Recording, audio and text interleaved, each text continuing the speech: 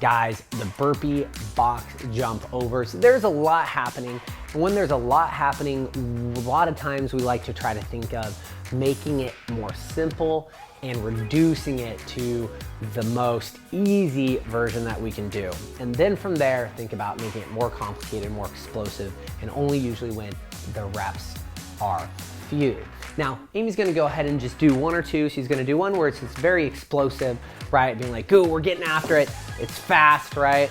And then she's gonna go ahead and do one where it's like, hey, cool, I've got like 10 of these, right? Like we're lunging up, right? We're gonna jump up, we're taking a few steps getting off the box, we're stepping or jumping off the box. It's very, very more lackadaisical, but the biggest thing in terms of this, and this is gonna be a durability tip combined with a try hard tip, because we need to standardize what we're doing, right? A lot of times we just start to do random things and every rep looks different. When every rep looks different, we're more likely to make a mistake, and then all of a sudden that mistake turns into jumping, and then all of a sudden finding our shin on the box or falling over the box. There's a lot of things that can happen. So we wanna go ahead and really try to think, minimize our steps for whatever capacity you're at, and then making sure every one is the same. Now, we're gonna go ahead and give you the most simple one, which has the most steps, and then we're gonna go ahead and give 2 additional ones when you can kind of see like how it starts to get more and more intense. You're moving faster, and there are even less stutter steps per se. Now, coach is gonna get down. She's gonna go ahead and think about lunging up.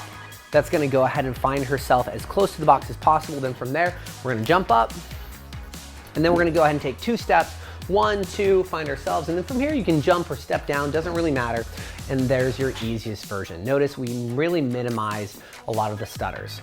The next one is going to go ahead and be simply, we could lunge up, we could jump 2 feet up, right? Either way, right? We're kind of minimizing it, and then we're gonna jump up, and then we're gonna literally swivel our feet. And there's almost a plant and turn, and then from there, we're gonna jump right off again, right? Notice that we literally went ahead and just took a step out, and we had a rotational kind of situation happening on the box.